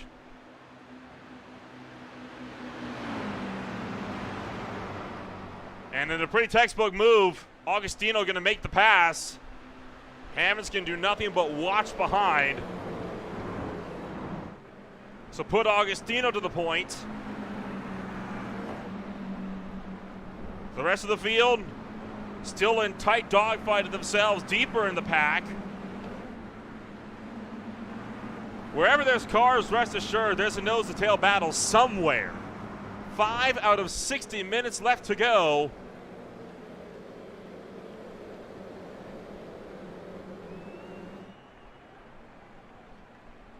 Tyler Vietnan given a drive-through penalty for hitting the incident limit. Tyler Augustino trying to see if he can hang on. He's got about 2 laps to do it. Meanwhile, further behind, way out wide goes the 64. Justin Hall gives up a spot to Jason Lee. Could give one up to Brian LeBlanc as well. LeBlanc gonna hang on and cuts back to the inside. Whoa, here comes Lee with the switchback, or Hall with the switchback, sorry. Justin Hall and Brian LeBlanc crossing each other over every chance they got. Giovanni Romano waits in the wings.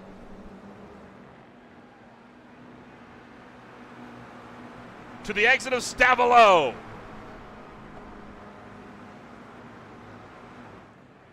And Adam Klein with a problem at the back of the field. Just going off, spearing off one of the fastest corners of the circuit and backs it into the tires. Meanwhile, the battle for fourth still rages. LeBlanc, Hall, Romano, all under a blanket.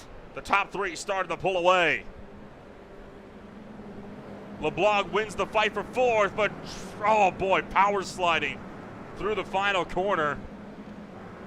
And here's the next big battle pack further in the rear, headed up by Jeremy Castro and Josh Freed. 34, Jacob Noyes goes around to the tail end. Gets it back rolling. This is the scrap for 9th on back. And confirmed, 2 laps to go at the stripe. They'll make it back with about 20 seconds to spare.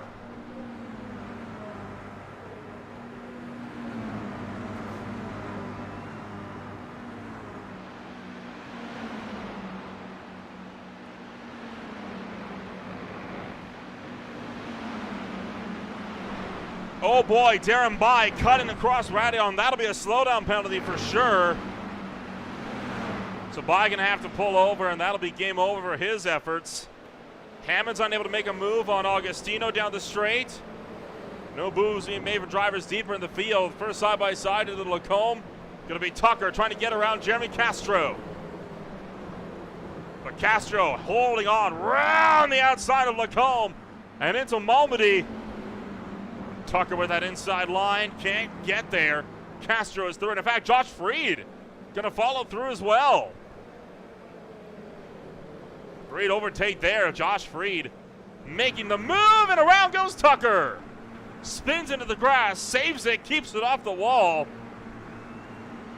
Loses a handful of positions in the process. Further up the road, Augustino and Hammonds started to go side by side.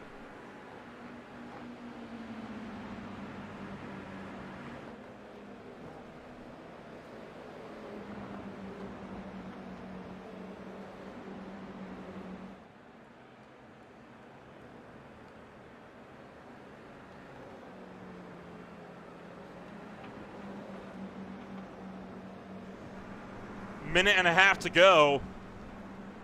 Chances are running out if Alexander Hammonds wants to really go for the lead. If I was him, I might be backing it up towards Jason Lee. But if you back it up to Lee, you might not have enough time to get back to him. Stefan Purcell sits just in front of you, battle for the race lead. I'm anticipating he's going to pull it off to the side and let them through at some point, considering the close proximity. And, well, I mean, that's a bit extreme, but if it works, it works. Here comes the battle for 4th as well. LeBlanc, Hall, Romano. Hall is still under a blanket. And LeBlanc, can he get through? Not quite. Justin Hall hangs on with a good momentum run off the chicane. Romano gets through as well, and Hall is into 4th on the approach to La Source. Chase Elliott with a drive through. Oh, look out, Hall! Clipped by Romano, hard into the inside wall at La Source. Hall dumped out of 4th place. And now starting the final lap.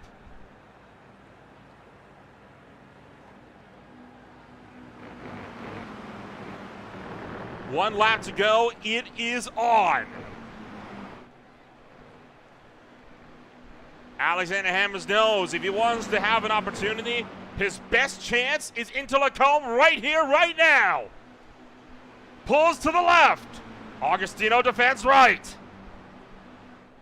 Drag race down the back straightaway in towards Lacombe at the top of the hill. Trying to hang it around the long way, and he gets it done. Alexander Hammonds into the race lead.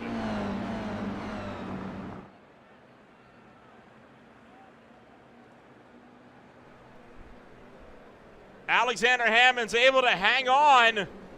Now we'll have to see if Augustino can get him back before the checkered flag.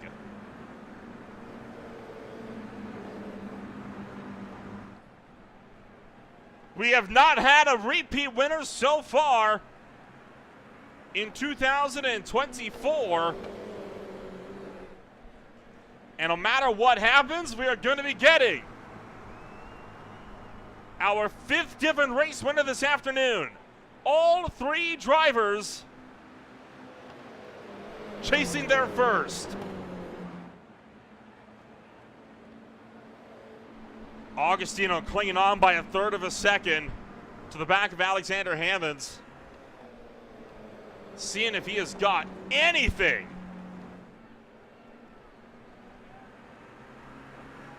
For the driver of the 26.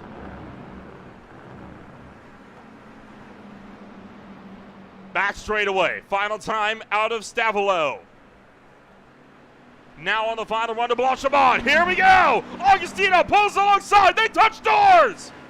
Nearly taking each other's mirrors off as they run it down to one of the fastest kicks on the circuit. They punch doors again. Final chicane. But even after this, there's still one more turn to go. Hammers with the inside. It'll cut back the way, though, of Augustino. Oh, Augustino gets turned around. Oh, no. Augustino drops it off the final corner. Disaster for the 69. And Alexander Hammonds driving away. Lee's a second back into La Source. Lee's not going to get there. Alexander Hammonds will be your race winner at the Circuit de Spa-Francorchamps here in Belgium. Falling apart in the final corner, the pressure got to Augustino and it goes wrong. 3 wide drag race, meanwhile, for spots further down the grid as they fight it out to the final laps. What an absolutely wild ride for so many of these drivers. Absolute calamity. And here comes the party that we are all so expected to see. And it looks like it'll take place this time in the middle of the Kemmel Straight. My, oh my. Chris Hannigan trying to see if he can block Tanner Klein and keep him behind.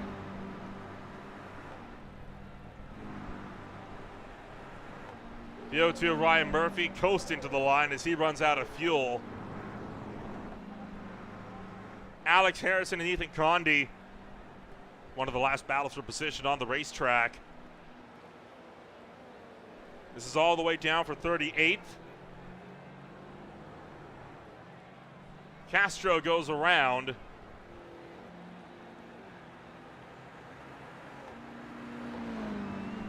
And Harrison will hang on for that 38th spot, but what a wild ride on a beautiful afternoon of racing. Exactly what we hope to see from this field. Constant, non-stop barrage of action from start to finish. And still waiting on the final cars to come across the start-finish line. I believe Jonathan Lane might be one of the last, right at the tail end of the field. He got turned relatively early on.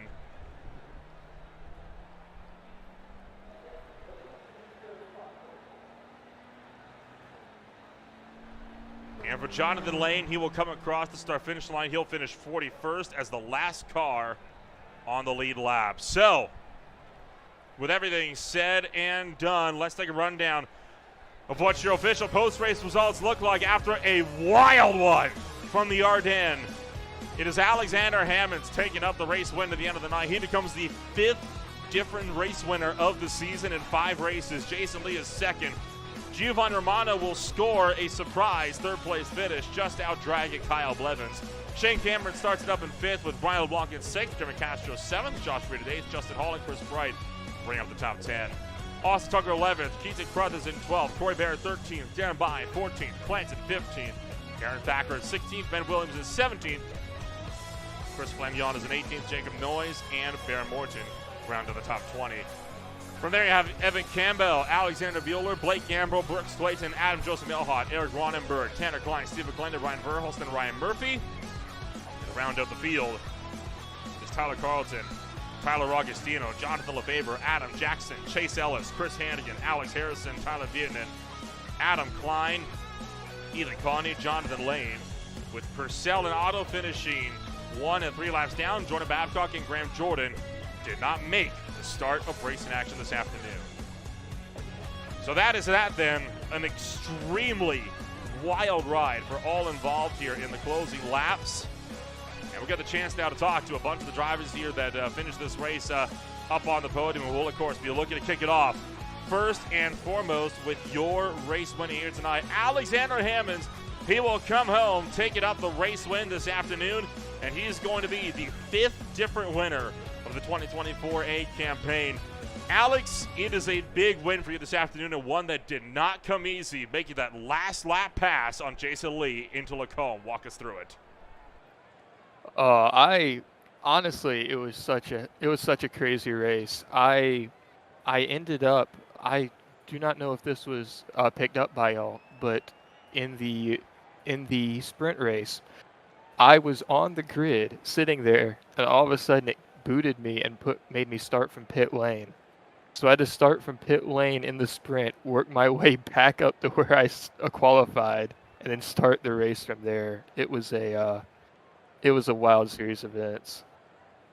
Well, regardless, you're able to come home in that final, on the final laps, of course, with that late race restart. Kind of walk us through what happened there on that final lap, because not only did you make the last lap pass, you also had to fend off Tyler Augustino, who ends up dropping it coming out of the final chicane after a little bit of a pinch. Yeah, so after Augustino got back by me with a few laps left, with how heavy and how big the draft is in this race, I knew I was going to have to wait to make my move in the last corner or on the last lap, especially because he got such a better run than me out of that final corner when he was behind me. Um, I knew I'd have to bide my time, and it worked out well. It's just when I had to defend him in that final chicane, and unfortunately I pinched him a little bit, and I probably need to, apologize to him a little bit for that. But at the end of the day, I'm happy to take home the win. You're, of course, the 5th different race winner and keeping the streak alive on not having a repeat winner so far in the season. Do you plan to become the first repeat winner next week? Oh, it sure would be nice, but with the way I've been driving recently, I've been all over the place, very inconsistent. So hopefully I can change that and maybe become the first. Well, fingers crossed. Well, like I said, to see how everything's going to pan on out for you when we go racing once again next week. Congratulations on taking the race win this afternoon, and we'll see you wherever it may be 1 week from now. Thank you. See y'all later. Alexander Hammonds joins us up here from Victory Lane at the end of the night. We'll move on down to the second place finisher. It is Jason Lee in that number 8 machine to take it home in the number 2 spot. And, well, Jason, you were looking to be mostly a bystander there in the final stages there of that race. And I believe the first time we're actually able to talk to you up here in the broadcast booth. But walks through the final lap, because all of a sudden you go from spectator in 3rd to runner-up in 2nd.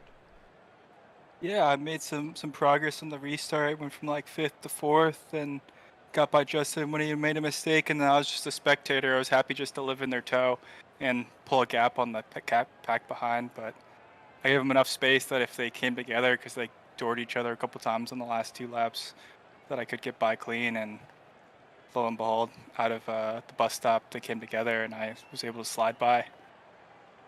Kind of walks through your race as a whole. You were up in the top 10 for a pretty big chunk of this race. Up 6, of course, from where you started this race in 8th, and that was after a pretty good finish as well in the sprint race. So it looks like this track, one that suited you this afternoon. Yeah, the new format with this 20-minute sprint race let me gain like 10 spots, and I made the transfer, and then I was just treading water. I was trying to make it as far as I could, make the fuel work, and just see what shook out, and it all worked in my favor today. Coming up, looking bigger picture for the championship. Only 3 races remain after today. What's going to be the game plan working into the races coming on up? Oh, just try to make good progress, stay out of wrecks, and see what happens. Sounds like a solid plan. We'll get set to see you hopefully again a week from now. Congratulations on 2nd place, and we'll see you whenever we see you around next. Thanks, guys. Jason Lee joins us up here in that number 2 spot. That takes us down to Giovanni Romano, the driver that will pick it up in that 3rd place position. And, well, Giovanni Romano, every week it feels like we are talking to you. Walk us through, of course, those final stages, because it came to blows a little bit there with you and Justin Hall there on that final lap. Well, coming to it, at least. Yeah, I didn't want to do that. My intention was to hold the left-hand side so I could over under him a little bit into the last hairpin and get a bit of a run. But he came across last second, and I got on the brakes, but it was too late. Just one of those, kind of just a miscommunication. He assumed I was gonna let him get in line. We had been working together a little bit the last couple laps, so that's why he thought that. So it's understandable. But at that point, I figured we weren't going to catch the leaders, so I was more thinking about just getting by him, and just kept my nose there basically. And yeah, it sucks. I hate when that happens, but it's racing. It happens sometimes. Of course, race in action this afternoon, it's very different, unlike a lot of the racetracks we've been to. It's a track that really puts a lot of emphasis on a lot of that draft in the first and final sectors, but in that middle sector, the draft doesn't often have too much to do with it. How do you have to change a driving style to navigate two very different fundamental styles of racing on different ends of the circuit? Yeah, it's very tactical because you have this super speedway like draft down the two long straights, but then like you said, there's the technical bits in between, so you can definitely make up ground in between the straights, and you can also jostle for position a little bit, but you also don't want to fight so hard that you lose the toe to the cars in front of you. So it's kind of a chess match basically. Of course, for the championship, it's looking like these solid finishes are starting to stack up. Do you reckon another title is still on the cards? Nah, I mean, maybe, but that's not really why I'm here. Yeah, just trying to have fun, but if it happens, that'd be cool. If it doesn't, that's cool too. So, yeah. Well, sounds like a solid plan anyway. We'll get set to see you again a week from now. Congratulations on taking that third place finish, and we'll see you whenever we see you on the racetrack next. Thank you, guys. Giovanni Romano takes it home, third place position here this afternoon, and well, with that, that's going to bring us to a close of race in action here on this absolutely beautiful Wednesday afternoon. What a wild race this one was, and there's a lot more still yet to come for the Beer League, but it's going to get intense tomorrow night. The Speed Tires Plus Cup Series swing to the Nashville Super Speedway. Two more races to go in their championship before they get set to close out their season. As well as that, the TNGG IL Truck Series will run to the Lone Star Estate. They'll be racing at the Texas Motor Speedway. That'll be at 7:55 p.m. Eastern Time on Saturday night. And then, of course, on Sunday night, the SRL Next Gen Cup Series will close out their championship at the Auto Club Speedway. That'll be on Sunday night at 7:25. All of that and so much more on Green Flag TV. My name has been Nolan Rempel, along with, for at least the first half, Austin Edstrom, bringing you all the action on Green Flag TV from the Beer League. We'll get set to see you when we go racing 1 week from now in the Beer League.